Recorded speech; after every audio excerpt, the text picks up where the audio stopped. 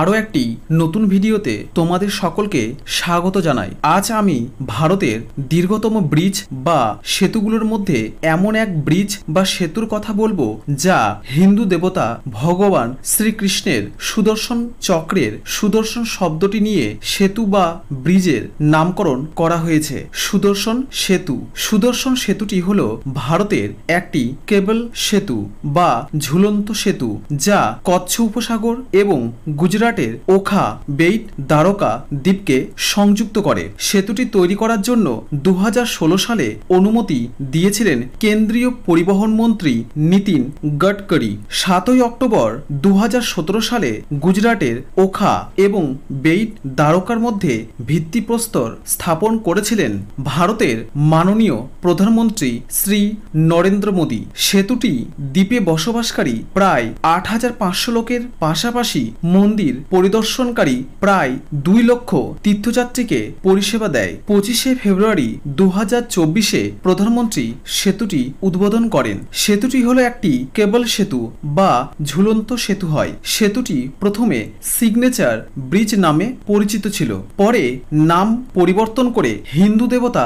শ্রীকৃষ্ণের সুদর্শন চক্রের সুদর্শন শব্দটি নিয়ে সেতুটির নাম সুদর্শন ব্রিজ বা সেতু রাখা হয়। সুদর্শন সেতুটির মোট দৈর্ঘ্য 2320 মিটার এবং প্রস্থ 27.2 মিটার। সেতুটির রাস্তার মোট দৈর্ঘ্য 2.8 মিটার। সেতুটির দুই পাশে 2.5 মিটার চওড়া ফুটপাত রয়েছে, আর ফুটপাত সাজানো হয়েছে ভগবত গীতার শ্লোক ও শ্রীকৃষ্ণের ছবি দিয়ে। তাছাড়া ফুটপাথে শেডের ওপর সোলার প্যানেল লাগানো রয়েছে যার ক্ষমতা 1 মেগাওয়াট। তারের সেতুটিতে 900 মিটার দীর্ঘ কেন্দ্রীয় তারের অংশ রয়েছে যা ভারতের দীর্ঘতম তারের সেতুতে পরিণত করে। 500 মিটার প্রধান স্প্যান সহ 3টি স্প্যান রয়েছে।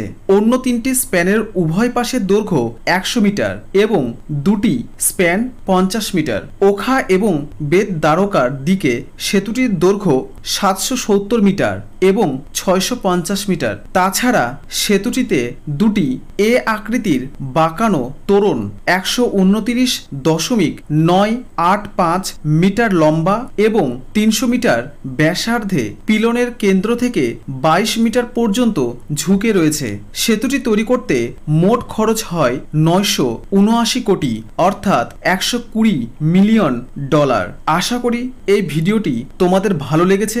যদি ভালো লেগে থাকে অবশ্যই চ্যানেলটিকে লাইক, কমেন্ট, শেয়ার ও সাবস্ক্রাইব করে রাখো।